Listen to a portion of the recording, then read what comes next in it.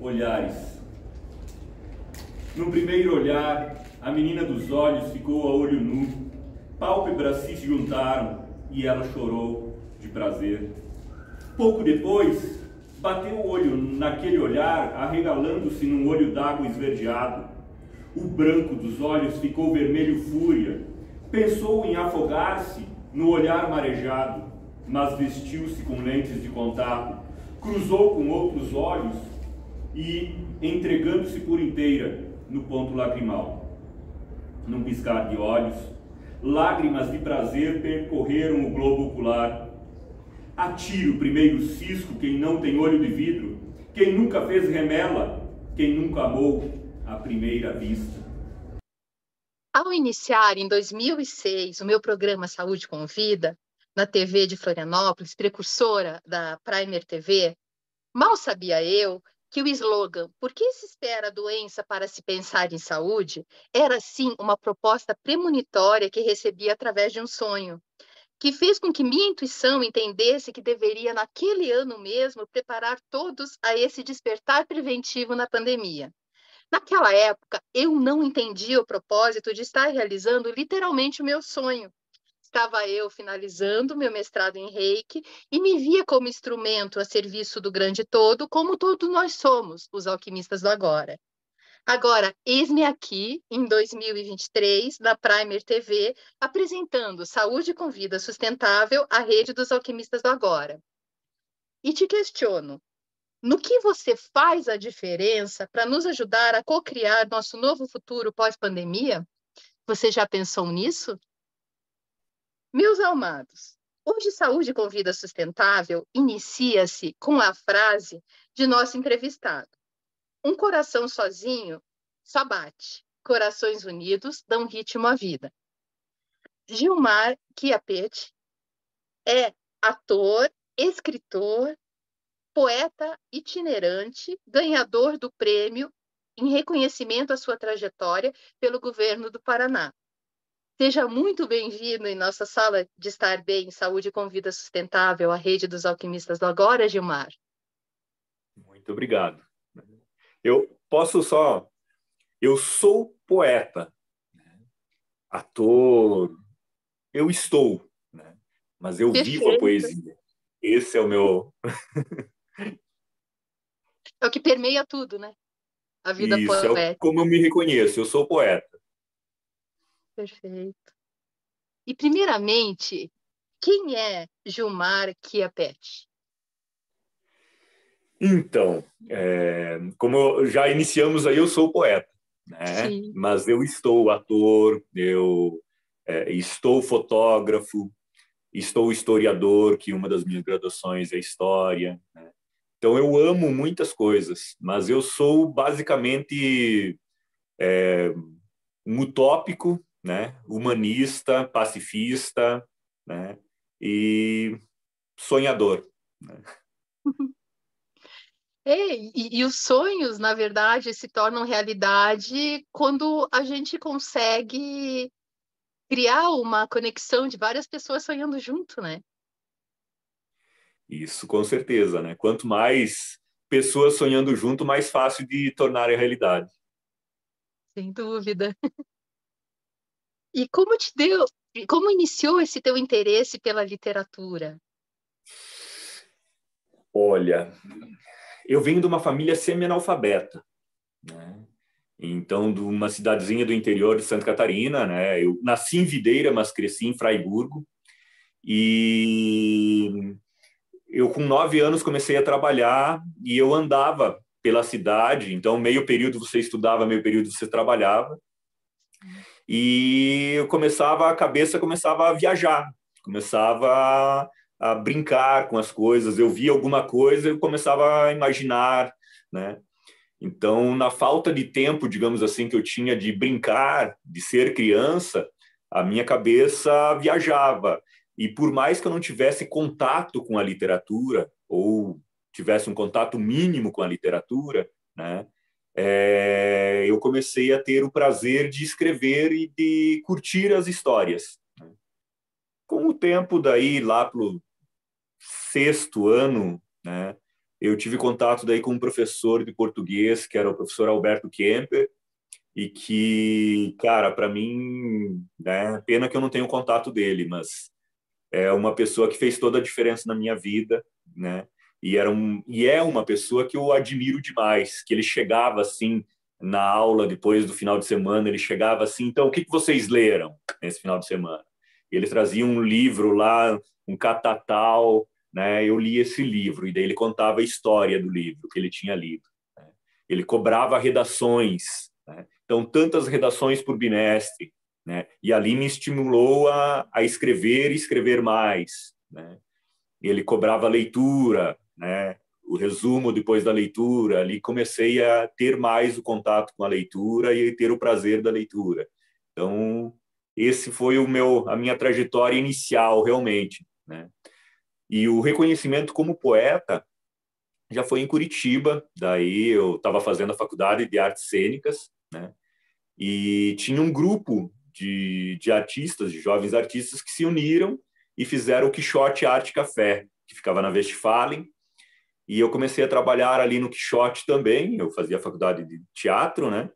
E trabalhava de auxiliar de cozinha, e ali tinha um grupo de teatro, tinha grupo de escritores, tinha uma biblioteca, tinha artistas plásticos, tinha um ateliê de artistas plásticos, sempre tinha exposições, tinha um estúdio de música, enfim, era assim, fervilhava a arte no espaço. E ali fui indo, né? Alguém pegou e leu o meu texto, se eu não me engano, foi o Carlos Barros, e ele, nossa, né? De quem que é isso? E daí eu falei assim, né? Isso daí é meu, né? E ele falou assim, nossa, eu não sabia que você era poeta. E daí eu, pois é, eu também não. E daí ele, o Marcelo Miguel, né? Me incentivaram muito para eu seguir essa questão da literatura. Assim, depois, num outro momento, o Yves Oublé, né, que foi um grande mestre para mim também, né? São pessoas que fizeram a diferença para mim, a Márcia Oliveira, né, que me incentivaram a entrar de cabeça na literatura e seguir esse caminho, né? Principalmente a poesia, né, que é como eu me identifico como poeta realmente. Sim. E como foi essa mudança de papel, né, do leitor para o escritor? Eu acho que, como eu expliquei ali, eu acho que o meu foi o oposto. Eu não tinha o hábito da leitura, né? A não ser a leitura da vida, né? Eu era muito criança e eu vinha de uma família semi-analfabeta, não tinha livros em casa, né? E não tinha o hábito de ler. Então, assim, eu acho que eu comecei a escrever antes de realmente ter o hábito de ler, né? Na realidade, eu tenho um péssimo hábito de ler, eu tenho que confessar aqui, né? E daí não é só pela questão do hábito, é pela questão fisiológica, né? Eu ainda não sei o que é, mas a minha terapeuta sempre fala porque eu tenho que fazer um teste neuropsicológico para descobrir. Eu começo a ler um livro, chega ali em 10, no máximo 20 páginas, algum gatilho dispara a minha imaginação e a minha cabeça começa a viajar numa outra história e eu continuo lendo, mas eu não continuo prestando atenção no livro. A minha cabeça está viajando. Daí, quando eu percebo isso, eu tenho que parar, tenho que voltar, tenho que descobrir onde é que eu estava prestando atenção. Quando surge alguma coisa legal, eu pego e anoto para depois, né? Você produz, né? Para produzir depois, né? Mas nem sempre é alguma coisa legal. Às vezes eu só estou viajando realmente, né?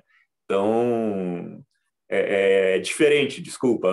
O meu processo de leitura é diferente, né? E eu entendo muito quando as pessoas dizem assim, eu tenho dificuldade de ler, né? Então, assim, eu nunca falo, não, porque você tem que ler, né? Eu tento entender o porquê que a pessoa tem a dificuldade de ler. É a questão realmente do hábito, da preguiça, da falta de vontade, da nossa cultura de não leitores, ou é porque realmente a pessoa tem alguma dificuldade fisiológica, né? Que é o meu caso. Então, para eu ler um livro de 200 páginas, onde normalmente as pessoas levam um dia, dois, eu levo uma semana, 2 brincando. Porque eu vou, normalmente, assim, quando eu não quero viajar demais, eu já leio 10 páginas, um capítulo no máximo, deixo o livro de lado, vou fazer outras coisas, depois volto, leio novamente, né? Porque senão, muitas vezes, você só perde tempo. Não sei se seria perder tempo, né? Porque viajar é bom, né? Eu gosto. Não, e tem pessoas que têm o hábito também de ler diversos livros ao mesmo tempo, Eu né? sou um. Porque daí eu caio fora, né? A minha cabeça dá rompe aquela história e parte para outra, né? Então,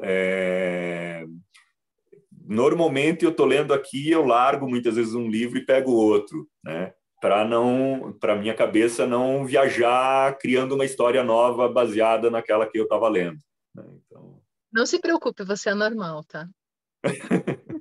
eu acredito que eu sou normal, sim. Só que atualmente é que estão descobrindo que essas pessoas são normais, né? Sem dúvida. Antigamente, não, você é burro, né? Porque você não consegue ler, você não consegue. Então, assim, bom, a gente analisa, a maioria dos artistas tem um problema ou outro, né? Não batem muito bem na cabeça, mas isso é normal, não adianta. É que, na verdade, o processo criativo se dá de diversas formas, né? E cada um tem seu Sim, processo criativo próprio e único, né? e essa que é a magia, isso que é o legal, né, na questão artística, né? Sem dúvida. E, no caso, assim, como que foi para você se ver como escritor pela primeira vez? Mágico. Eu tive outras experiências aqui em Curitiba, mas o reconhecimento que eu, assim, nossa, né? Eu acho que eu tinha meus 18, no máximo 20 anos, né? E foi para Bento Gonçalves, no Encontro Brasileiro de Poetas e Escritores, 99, 99 eu acho que foi, 98 ou 99. E daí ali eu estava no meio de vários escritores, não só nacionais como internacionais. Tinha escritores do Uruguai, eu me lembro do Clemente Padin, que me marcou, de Cuba, o Felipe Chibos Ortiz, né?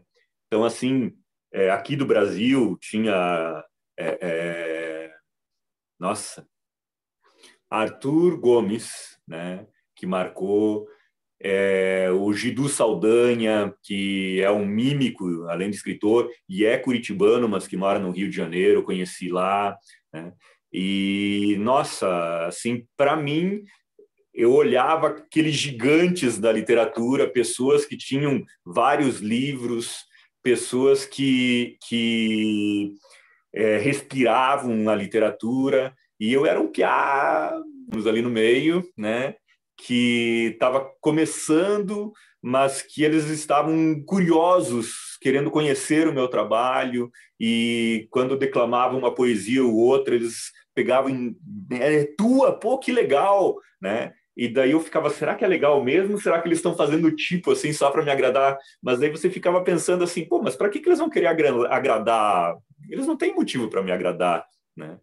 E então, assim, eles não necessitavam estar me dando tanta atenção, né? E eu recebia aquela atenção e aquilo só me motivava mais e mais. E daí tinha momentos que a gente saía de eventos, né? Ali tinha um momento que, além do evento, a gente ia fazer os trabalhos nas escolas, né? E, nossa, eu era o mais novo, né? E daí você ficava sozinho muitas vezes numa sala de aula, você conversava com as crianças, você declamava poesias. E eu me lembro de uma criança que chegou, e isso é uma coisa que me marcou. E depois da apresentação, tocou o intervalo, né? As crianças saíram. Chegou um menininho de uns 10, 11 anos, alguma coisa assim. Chegou para mim e perguntou assim: poesia é coisa de gay?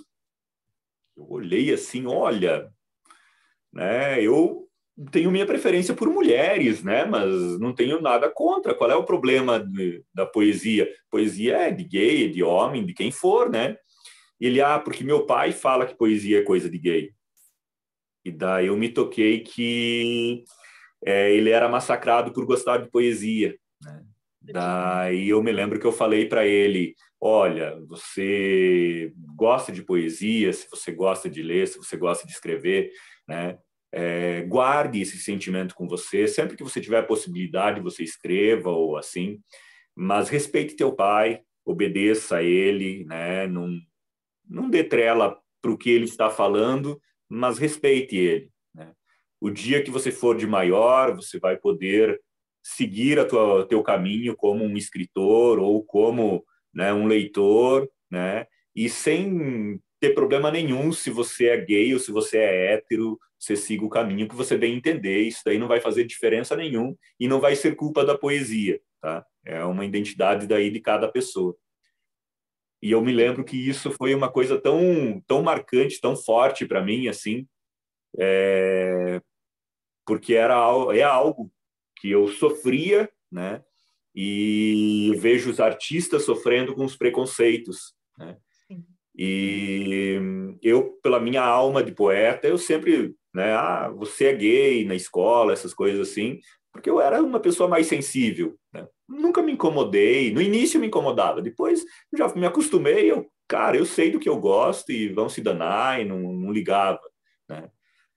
Mas daí eu fiquei assim sentido porque, puxa, por que aquela criança tem que passar por isso, né? E vindo de dentro da própria casa. Então, muitas vezes os talentos são sufocados, né? Talvez pessoas que podem ajudar a lançar algo novo, inovador, fazer a diferença em toda a sociedade, em todo o mundo, né? E é massacrado dentro de casa de forma totalmente desleal, né? Porque uma criança, enfim, né? Dói. Perfeito. Não, é que muito assim, a questão da sensibilidade é muito mais direcionado por feminino, né? A mulher pode ser Sim. romântica, a mulher pode ser sensível, a mulher pode demonstrar isso, né? E o A mulher masculino pode fica chorar. fechado nisso, né? É o básico, né? Chorar, imagina. Eu sou chorão por natureza, né? Como a minha filha diz assim, o pai chora até assistindo Barbie. Talvez porque eu chorei assistindo Barbie, enfim.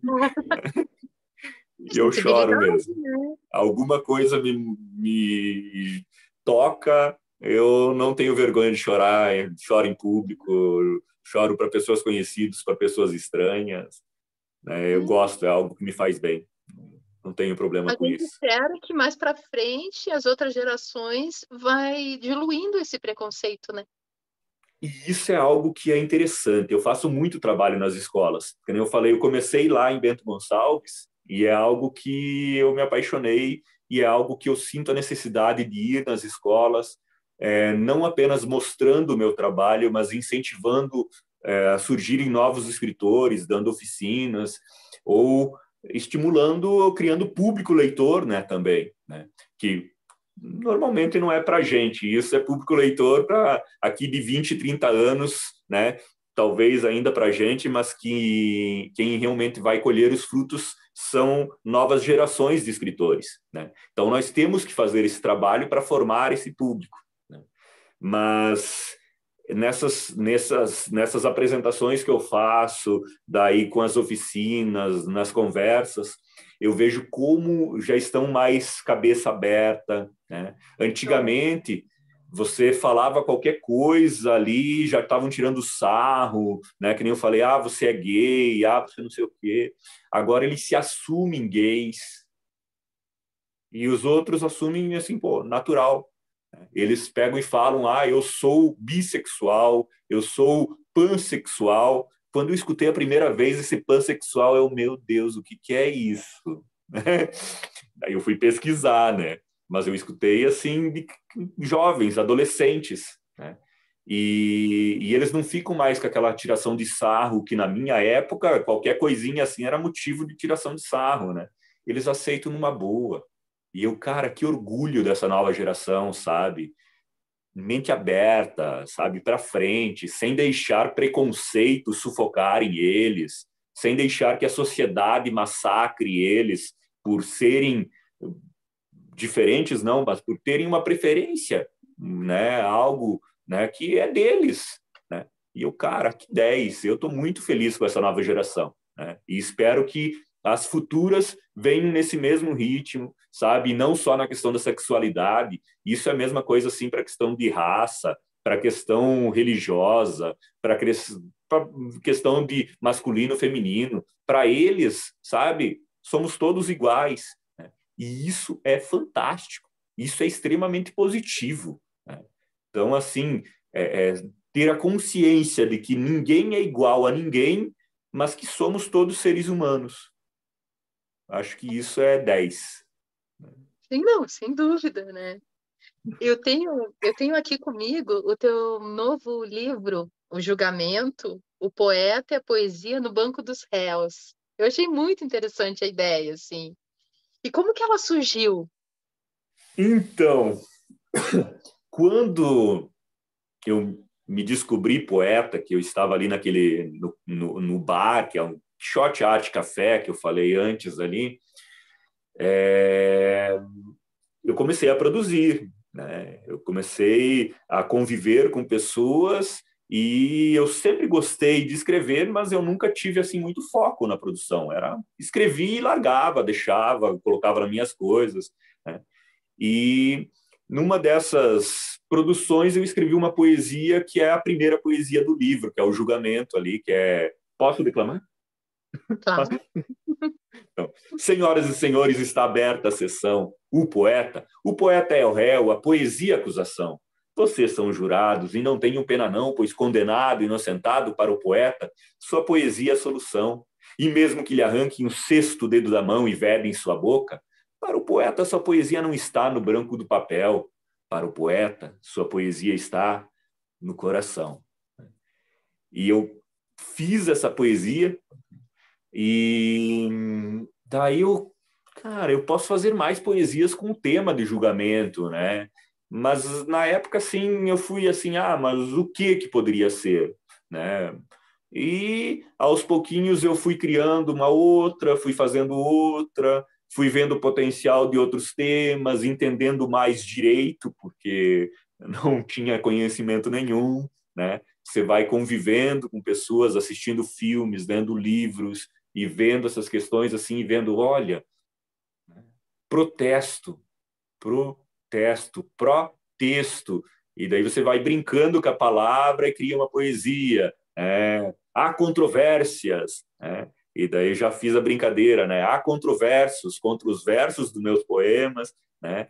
E fui brincando, e fui criando, né? E daí, durante a pandemia, e nesse processo de 25 anos, né? Como falaram assim, Gilmar, você é o primeiro que dá à luz a um filho adulto, né? Então, foi produzindo 25 anos aí de poesias, né? Mas, assim, teve períodos de anos sem produzir nada para o livro. E durante a pandemia, eu, assim, puxa, né? Posso focar nisso agora, né? Fui lá, peguei poesias que eu tinha, tudo largado, tudo sem nenhuma organização, né? Reescrevi algumas, criei outras, montei ali, e daí vi um edital, juntei um monte de poesia, mais ou menos uma ordem que eu imaginava lá, tinha umas 80 poesias ou mais, né? Só poesia. E mandei. Daí dividi elas tudo numa cronologia de julgamento, né? Mas daí o retorno dos jurados, que eram 5 na banca e não sei quem era, teve 3 pelo menos falando algo assim que era algo inovador, que era algo diferente, né? Mas que precisava de uma organização melhor, precisava de uma curadoria, né?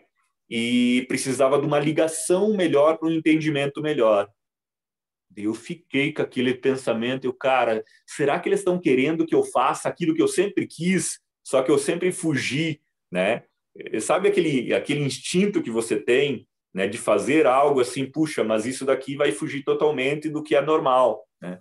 E daí eu quero saber de uma coisa, é isso que eu vou fazer, né? E daí eu eliminei boa parte das poesias, que eram poesias que eu estava colocando muitas vezes até meio que para encher linguiça, para não deixar um livro pequeno com poucas poesias. Eliminei parte dessas poesias e coloquei texto. coloquei dramaturgia, coloquei falas, coloquei personagens, defini personagens, né? Já tinha os personagens definidos, mas só declamavam as poesias.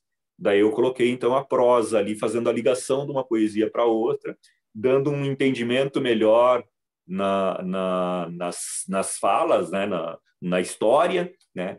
E, cara, eu gostei do resultado, fiquei bem feliz, mandei para algumas pessoas assim, e daí eu tive o mesmo retorno que eu tinha tido da banca, só que de uma forma assim, cara, tá 10, trabalho fantástico, trabalho inovador, né? Teve uma pessoa que daí eu convidei até para ser para fazer o prefácio do meu livro, né? Que foi o Natanael Coutinho, que é professor de literatura, né, e tudo. E hoje, na época ele não era ainda, mas hoje é secretário de Cultura de Fazenda Rio Grande, né? E ele me deu o retorno falando assim, Gilmar, olha, em 500 anos, né, a poesia é escrita, reescrita, é trabalhada, é feito isso, é feito aquilo, mas é sempre dentro daquilo que sempre existiu. Você conseguiu trazer algo novo para a poesia. Então, isso eu me arrepio ainda hoje falando aqui, e é algo que muitas vezes eu escuto de outras pessoas, assim como quando eu levei na Biblioteca Pública aqui de Fazenda Rio Grande, né? E a Idelma pegou e falou assim, Gilmar, eu não sei aonde colocar o teu livro, eu coloco como poesia, como dramaturgia, como romance, o que eu faço? Né? Como classificá-lo, né? Crio uma nova categoria, né? Eu não, deixa na de poesia, por favor, eu sou poeta, né? Mas, assim, isso me deixa muito feliz, assim, e muito bobo, realmente me sinto bobo, né? Não tem outra palavra para descrever da minha felicidade de ter criado algo que talvez mais para frente digam, olha, foi realmente inovador, né? Cara, se for, é algo assim que eu não imaginava, nunca imaginei isso, realmente, enquanto no processo de criação, eu nunca cheguei a pensar isso, né? Eu, quando comecei a ler, me veio muitas imagens, sabe? Parecia que eu estava assistindo uma peça de teatro mesmo. Então, essa tua linguagem dramatológica contemplou também esse teu lado ator, né? Na hora que você Olha, escreveu, na hora que você buscou, né? cara, é muito bom escutar isso, sabe, Carla? Porque é algo que eu gosto, né? Eu vejo, eu tenho isso na leitura, né? Eu tenho muito isso, eu sou muito de imagem, eu sou muito, né, de toque, eu tenho muito essas questões. E quando eu estou lendo um livro, eu gosto de imaginar, né? Quando eu não consigo imaginar, quando um livro não me estimula, eu acabo desistindo do livro, né? Então, quando você falou agora ali, eu fiquei assim, cara, que bom isso, né? Então, eu gostaria do meu livro. Sim, não, e eu imaginei que dá para você adaptar num roteiro, hein? De uma peça de teatro. Muito E essa é a interessante. ideia. Mais para frente, eu pretendo montar um espetáculo, porque é um texto dramatúrgico, né? Sim. Então, pretendo fazer. Eu já, depois que eu lancei o livro, por mais que eu tenha uma experiência como escritor, eu não tenho experiência como autor de livro, né? E daí eu fui contratando tudo de forma independente, porque editoras às vezes saem bem complicado, né, além do custo. E daí acabou ficando algumas falhas no livro que eu não gostei. E daí quando eu peguei ele na mão assim, eu vou ter que melhorar para a segunda edição. Então assim, eu já aperfeiçoei o livro, já tem umas 10 a 20 páginas, pelo menos assim, que eu melhorei o texto, que eu trabalhei, que ampliei o texto para tirar certos vácuos que eu achei que estavam nessa primeira edição. Então, assim, estou cada vez mais realizado, né? Mais feliz, né? E daí agora eu recebi uma proposta de uma editora que é a Platô Editorial, né? Que é de um professor da Universidade Federal e de um outro grupo de pessoas que tem um instituto. e daí eles se uniram e eles estão fazendo um trabalho muito bacana que eles iniciaram um pouquinho antes da pandemia, veio a pandemia, acabou com o projeto por um tempo, daí agora eles retomaram tudo. Então, uma proposta diferente. E eu deixo aqui aberto até se vocês quiserem entrar, procurar, pesquisar. São pessoas do mais alto gabarito, da mais alta formação, não são aventureiros, não são pessoas qualquer, mas que eles estão trabalhando como uma editora pequena, né? Não são uma editora tradicional, né? Das grandes, né? Não tem condições de bancar o material de ninguém, mas eles fazem o que as editoras pequenas fazem, que é oferecer todo o apoio, o suporte para você lançar o livro, mas se você não tem condições de bancar o teu livro, né? Que muitos não têm essa condição, daí tem o Instituto. O Instituto faz essa parte de captar a verba, de captar recursos para você lançar o teu livro. Então, daí eles vão atrás de empresas, empresários. Se você conhece empresários, olha aquele empresário, aquele outro. E, através do Instituto, eles conseguem fazer algo que normalmente a Lei Rouanet faz, que é abater do imposto de renda. Então, esse empresário que patrocina, depois ele tem abatimento de imposto de renda do que ele está patrocinando. Que ótimo Sabe? projeto. É algo que, quando eles entraram em contato, primeiro eu achei que era meio pegadinha, né? Não, tem alguma pegadinha aí, né? Então, assim, estou com essa parceria. Ontem estive lá conversando várias coisas que eu quero realizar e eles anotando e me estimulando. Olha, pensa aqui, pensa ali, vamos ver. E qual o E contato outros deles? projetos. Oi? Qual o contato deles? Eu vejo aí. É Platô Editorial. Se procurar, tem o site deles, né? Uhum.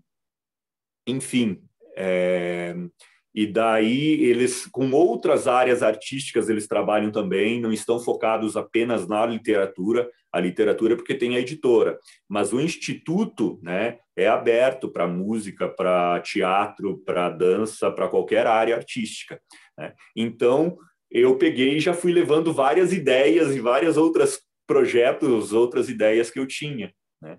E ali, então, assim, hoje, já cedo, né, o Caron, que é um dos sócios lá, responsáveis, ele, Gilmar, lembra que você tem que me mandar isso. Já de cara, primeira mensagem, né? Então, assim, demonstra, assim, um profissionalismo e demonstra pessoas que, olha, você quer fazer, nós estamos aqui para trabalhar, mas você tem que fazer a tua parte, né? Então, a reunião foi 4h30 ontem, né? E cheguei em casa, tá? Descansei. Hoje cedo, a primeira coisa que ele me faz é assim, ó, bom dia, olha, você está me devendo material aí, estou esperando. Então, é bem legal isso. Estou muito feliz e fica a dica para os outros escritores. Podem falar que assistiram aqui, que viram de qualquer lugar do Brasil, eles não são fechados aqui apenas para Curitiba.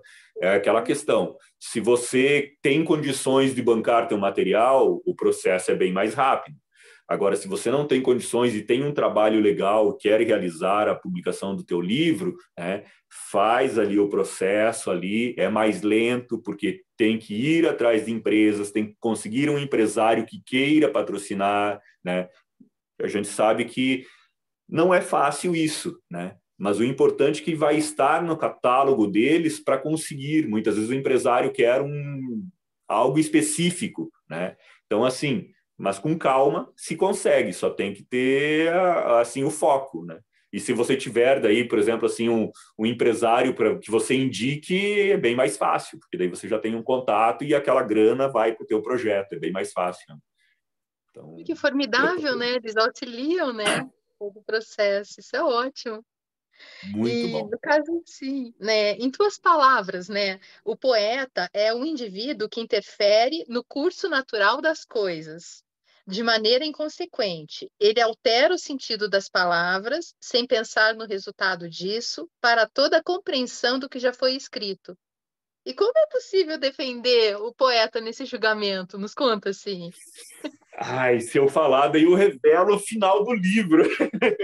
Não, é Será? só deixar Eu sei. um Será gostinho. que Conhecer Será mais. que é possível defender o poeta? Será É. que existe como defender? Será que ele quer ser defendido? Será que ele não quer ser condenado? Será que ele... Então, assim, é todo esse questionamento, né? Nesse livro eu dividi ele em 3 atos, né? E, então, em abertura do processo, apresentação do conflito, toda a questão ali do julgamento, né?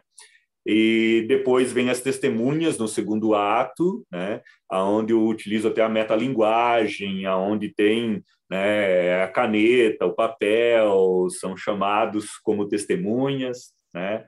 E depois, no final, o encerramento da sessão, aonde o poeta demonstra mais o que ele é realmente, um pouquinho da sua revolta, da sua indignação, né, daquilo que ele assim não se cala com as injustiças, não interessa se ele vai ser punido por isso ou não, né? E ele assume o que ele faz, ele, eu fiz isso, eu sou isso, né? E então assim, mas eu acho que o legal assim é que eu consigo trabalhar desde a inspiração do poeta até o momento da apreciação pelo leitor, né? O veredito Então tem final. isso. Então tem todo esse contexto assim no livro que eu acho que eu tive muita felicidade da forma que eu escrevi ele, né? E de Sim. não ter tido pressa, né? Eu levei, que nem eu falei, 25 anos para conseguir publicar ele, publiquei ainda de forma independente. Essa primeira edição não é pela editora, agora já estamos trabalhando para a segunda edição, que se tudo der certo lá por novembro sai, né? Uau! Mas assim, é bem... Deve ser bem aqui falar do lançamento, combinado? Opa, combinado. Estamos aí. E Estou o bem que é feliz. que joia! E o que é ser um poeta itinerante? Então, esse poeta itinerante veio porque eu queria criar uma marca para mim, para o meu trabalho. Eu trabalho desde 99, 98 com o Epopeia 99, que é um grupo de poetas, né? Mas eu não queria ficar com a identidade apenas do grupo, né? Até porque depois da pandemia, o grupo meio que deu uma mornada, cada um começou a trabalhar com outra coisa, que a pandemia foi sufocante para a gente, foi difícil, né? E eu sou o único que me mantive realmente na rua, levando a poesia, né? Os livretes da Epopeia, né? Quem esteve em Curitiba pode ter encontrado a gente na Rua 15, no Jardim Botânico, na Feirinha do Largo no domingo, né? E eu queria criar algo diferente para me identificar. E daí eu peguei assim, né, e fui pensando em temas, em nomes, né? E gostei do nome, né? Porque eu sou um andarilho, eu vou para a rua, eu não fico apenas no livro, né? Eu vou para as escolas, eu vou para eventos, eu vou para feiras, eu vou declamando poesias, eu faço exposição de poesias, eu faço poesia no varal, né? Eu busco alternativas para levar a poesia até as pessoas e para cativar novos leitores, né? E com isso veio as vontades que eu acho que muitas pessoas têm, né? De sair por aí sem destino, de viajar, de correr, de levar a sua arte, de viver. E esse é um projeto que eu tenho, né? Mas um tempinho aí eu acho que eu vou realizar, né? De ter a minha casinha sobre rodas e daí eu vou correr esse Brasil aí com a minha poesia, né?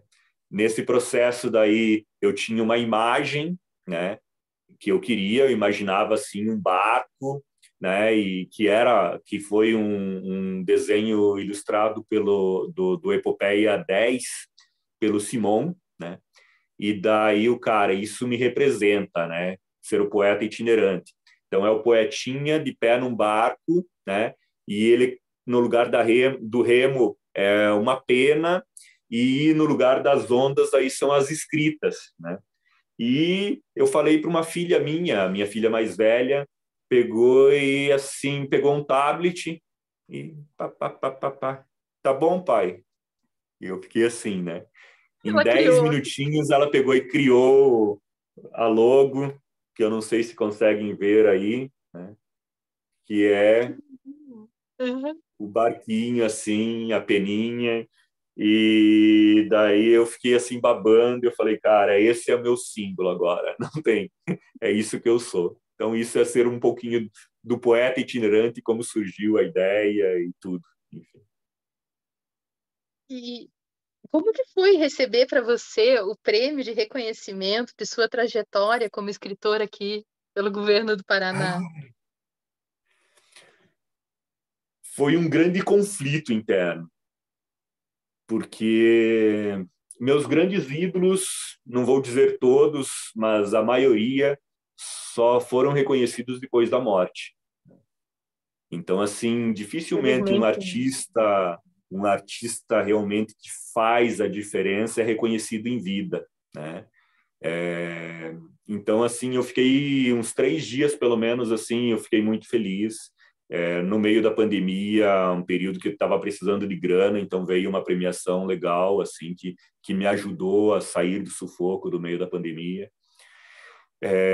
Mas, assim, eu fiquei em conflito interior, assim, será que meu trabalho é bom? Será que eu estou sendo reconhecido porque eu estou desenvolvendo um trabalho bom? Porque, né, o que realmente eu tenho de diferente? E daí eu fui analisando. Então, são 20 escritores do Paraná que receberam essa premiação. Nesses 20 escritores, eu fiquei em 11º lugar. Eu olhei quem ficou à frente de mim, né? Todos numa média de 60 anos. Né? Eu tinha 43. Uau! Abaixo de mim, né, a maioria também com maior idade. Né? Eu acho que uns dois com a mesma idade, que é o Ricardo Pozo, e não me lembro quem é o outro, né? E uma que é mais jovem, né, que é a Estrela Leminski, né, filha do Leminski com a Alice Ruiz. Daí eu olhei assim para toda essa galera, assim, olhei assim a minha conquista, a minha trajetória como filho de uma família semi-analfabeta, né, sem a questão de estímulo de livros, sem questão de estímulo de leitura, né, trabalhando desde novo e todo esse processo que eu tive até chegar a receber esse prêmio. E daí eu falei, não, eu acho que eu mereço. Né? Se eu estou recebendo o prêmio, eu conquistei esse prêmio, eu acho que eu tenho um trabalho legal. Quando eu declamo certas poesias, eu vejo no olhar das pessoas, eu vejo pessoas se emocionando e chorando, né? E assim que pedindo abraço, né? Falando assim, nossa, era tudo que eu precisava hoje. Enfim, assim, são coisas que me deram a certeza assim, não, eu recebi, eu fiz por mérito e eu tenho muito a conquistar ainda, com o pé no chão, com humildade, né, sem deixar subir a cabeça, mas é o caminho que eu tenho que seguir e eu tenho que continuar, né? Não tô longe, eu tô no caminho, não tô errado, não. E que dica que você dá para alguém que quer começar a ser escritor? Primeiro é leitura, mas não apenas a leitura de livros ou, né, é a leitura de mundo. Eu acho que um bom escritor, ele tem que ter a sensibilidade de olhar o mundo e não apenas observar detalhes ou alguma coisa assim, mas ele tem que pegar isso, né, e fazer algo com isso.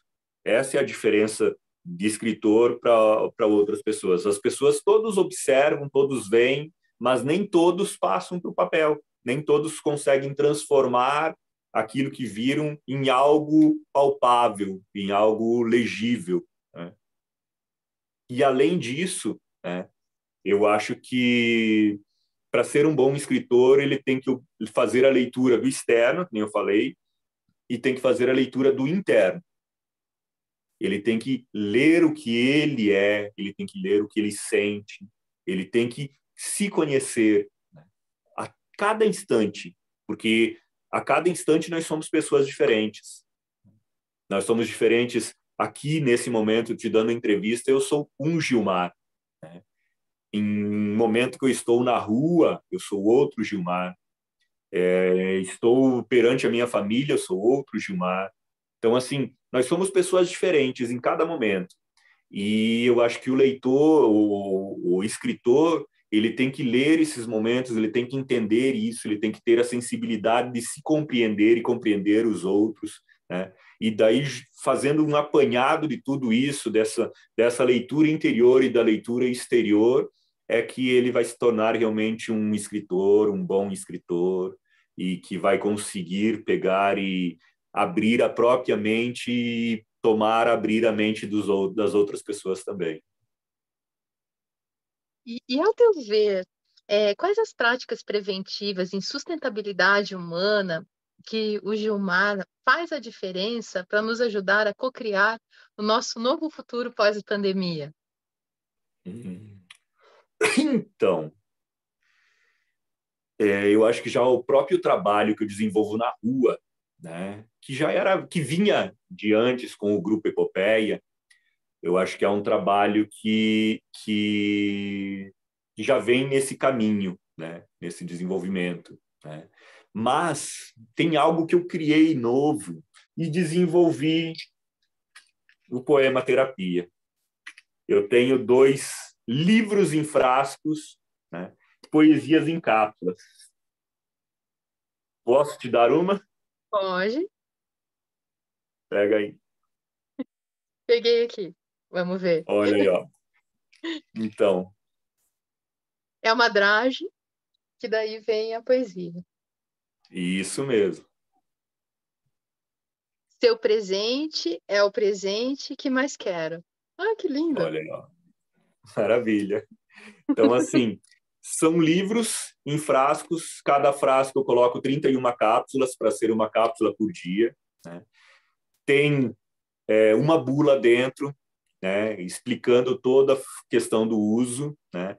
E no momento eu tenho o Pertucci e tenho o Lamore. Um é o remédio para o coração, né? E outro é um remédio para todos os males. E já finalizei mais 2 desses livros aqui, né, em questão de texto, de poesia. Um, né, é o Tentazione, que é um livro hot, com poesias hot, né? Mas são 31 poesias também que são mais afetivas, que são algo mais que a gente pode dar para qualquer pessoa, né, sem problema, não é algo tão crítico, porque o Pertucci são poesias mais filosóficas, sociais, então tem algumas poesias mais ácidas também. Daí, esse quarto livro que eu desenvolvi são poesias um pouquinho mais suaves, mais positivas, mais motivadoras, né? Mais tranquilas. Então, acho que Que isso. Não sei se eu respondi essa questão, mas acho que é claro. isso que eu desenvolvo um pouquinho do meu trabalho, pensando nessa questão. Porque, na verdade, assim, a questão da sustentabilidade humana é quando você está ok com você, no que você pode contribuir ao todo. E você pode contribuir ao todo, né? Com todo esse trabalho que você desenvolve de despertar esse olhar para a vida poética, né? E que poesia que você nos deixa para os nossos telespectadores? Bom, então eu vou deixar, eu acho que vou declamar uma poesia que das minhas é a mais conhecida, é a mais apreciada, né? Que eu tive muita felicidade em escrever ela, que está no livro, que eu utilizo na parte onde os jurados, né, vão dar o veredito, né, do julgamento, aonde eles colocam, né, um pouquinho do que tem que ser relevante, do que tem que ser pensado na hora que você vai refletir e vai julgar realmente outra pessoa, né? Então, o título dessa poesia é Nada Pessoal. Existem pessoas e pessoas. Certas pessoas não gostam de pessoas, já outras pessoas adoram pessoas. Pessoas que detestam um certo tipo de pessoas e outras pessoas que já não gostam daquelas pessoas e gostam de certo tipo de pessoas. mas existem pessoas para todas as pessoas. Pessoas que são pessoas, pessoas que não parecem pessoas, pessoas que são tratadas melhores que pessoas e pessoas que são tratadas como se não fossem pessoas. Certamente, as pessoas veem pessoas, mas não são pessoas para fazerem a diferença na vida de pessoas. Há pessoas que desprezam pessoas, julgando que pessoas não são pessoas e se achando mais que pessoas. Também há pessoas que veem o que pessoas fazem e ficam quietas, como pessoas. Já outras pessoas fazem um tumulto, como pessoas. Essas pessoas devem se cuidar para não abusarem dos seus direitos de pessoa e acabarem passando por cima dos direitos de outra pessoa. Mas, se pessoa não tem pessoa, jamais alcançará pessoas, porque pessoa precisa de pessoas. Normalmente, existe uma pessoa para toda pessoa, e quando o olhar dessa pessoa cruza o olhar daquela pessoa, nem mesmo pessoas poderão eliminar o que essas pessoas sentem como pessoas. E dessas pessoas provavelmente vai surgir outras pessoas, pois isso é normal entre pessoas. Infelizmente, existem pessoas que pensam que pessoas são pessoas normais. Julgam que pessoas que fazem guerras de pessoas são pessoas. E que pessoas vivendo com amor por pessoas é apenas um sonho de pessoas. Mas, se for apenas um sonho de pessoas, eu, como pessoa, prefiro ser esse sonho de pessoas. E se todas as pessoas que dizem ser pessoas, que gostam desse sonho de pessoas, tentassem verdadeiramente ser um pouco de pessoa desse sonho de pessoas, sem se preocupar com outras pessoas, se preocupando com pessoas, garanto que este mundo de pessoas seria muito mais pessoa. Mas tudo faz parte das pessoas. Só que muitas pessoas não se tocam que as pessoas são meramente pessoas. E que existem pessoas e pessoas. Nada, pessoal. Essa eu dedico ao mestre Fernando Pessoa. Formidável. Obrigado. E eu te agradeço de coração por você ter estado aqui conosco, Gilmar. E eu deixo para vocês uma mensagem. Sonho que se sonha só é apenas um sonho que se sonha só. E sonho que se sonha junto faz a realidade. E se você é um empreendedor, seja CPF ou PJ, e acredita numa rede de saúde com vida sustentável na pós-pandemia, entre em contato comigo, saudeconvida@gmail.com, e responda no que você faz a diferença para nos ajudar a cocriar o nosso novo futuro na pós-pandemia. E seja o nosso novo alquimista do agora a ser entrevistado por mim, assim como Gilmar. E Saúde com Vida Sustentável fica por aqui. Agradeço de coração os carinhosos e-mails, a audiência de todos vocês. E até o nosso próximo programa. Namastê. Gabriel, Gilmar, Chabete, grande poeta paranaense curitibano. Eita, puxa aí, ó. Estatura muda tudo, né? Vai lá. Me deito 1000 vezes com o poema, 1000 vezes. Com ele rolo na cama, me embolo nas cobertas, temo a noite escura, reclamo do travesseiro, do colchão. 1000 vezes me deito, faço amor com o poema, deixo-me dominar por ele e só ouço seus gemidos sussurrados ao pé do ouvido. 1000 vezes senti o poema dentro de mim, suas espreguiçadas e chutes, a minha pele esticando, rachando. 1000 vezes o poema não se deixou ser visto. Então, com muito custo, o sono chega e me domina. De madrugada, acordo desesperado por uma caneta e um papel. 1000 vezes. 1000 vezes me deitei com o poema, totalmente entregue a ele. Mas foi num sonho que ele apareceu, me fazendo levantar para o escrever. Que 1000 vezes fui traído. 1000 vezes me deitei com o poema e só ao fechar os olhos é que o avistei. Ainda vale a pena sonhar.